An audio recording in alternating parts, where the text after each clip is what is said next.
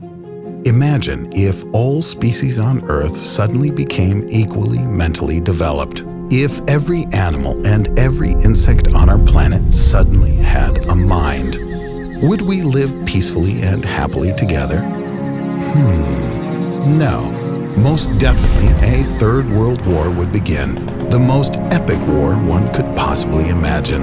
And in this war of wars, who would win? Man or monkey? Or maybe even elephant? Who has the best chance? Now, there is no chance that anything like this could ever happen. Such an insane idea is nothing but the fruit of my imagination and nothing more. This could only happen in a bizarre parallel universe, and even that possibility is vanishingly unlikely.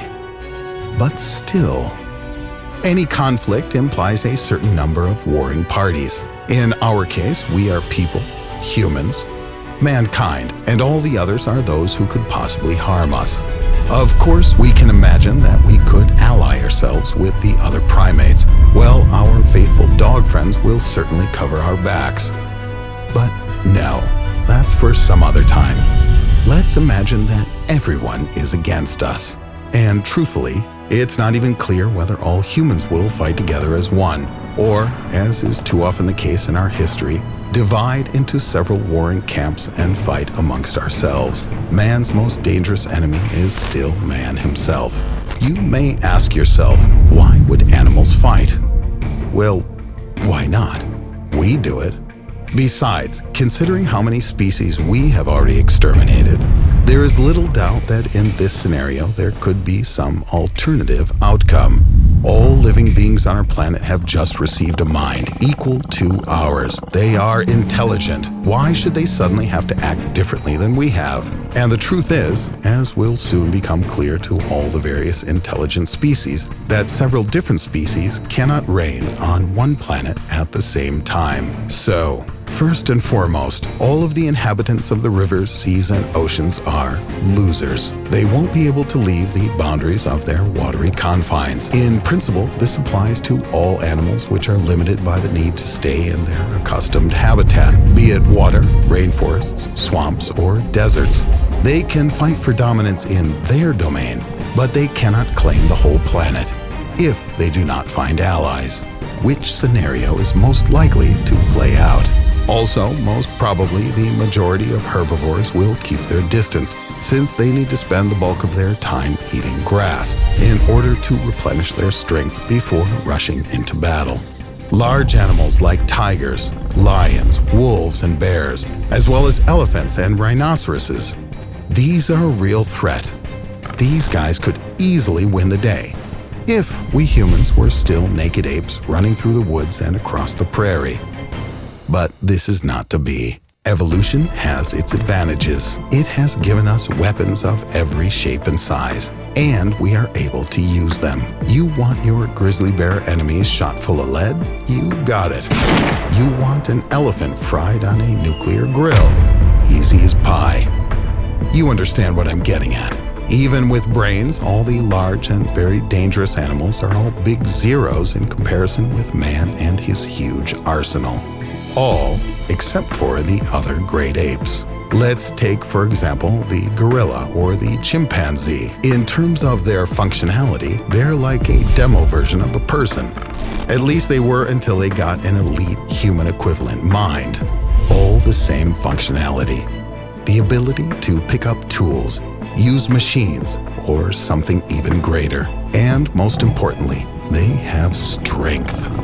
The body, the sheer muscular power of most great apes and large monkeys is far superior to that of us humble humans.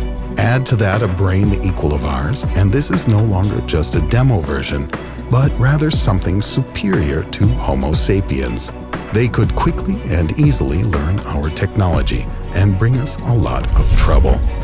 Therefore, apes deservedly place second in the ranking of the most dangerous living creatures with brains. But who or what is first? Can you guess?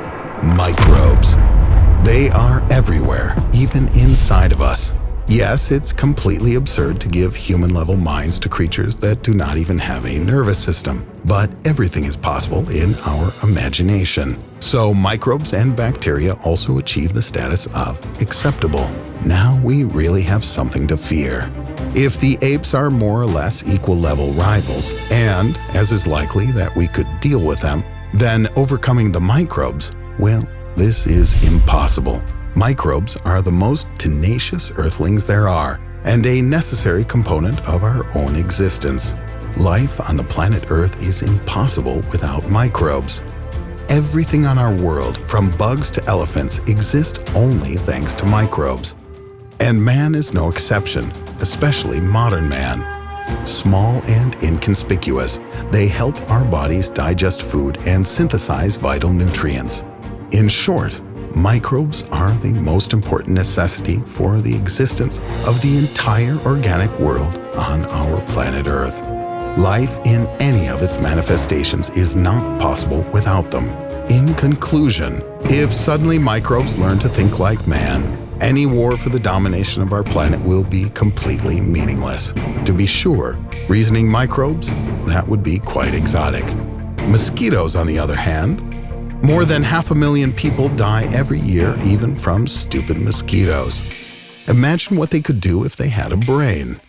If suddenly all the species on Earth became equally intelligent and began to fight with each other, victory is likely to be won not by the largest and most powerful, but by the smallest and most tenacious inhabitants of our planet.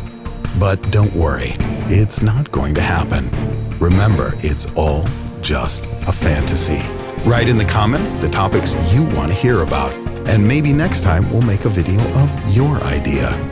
Thanks for your attention, and see you next time.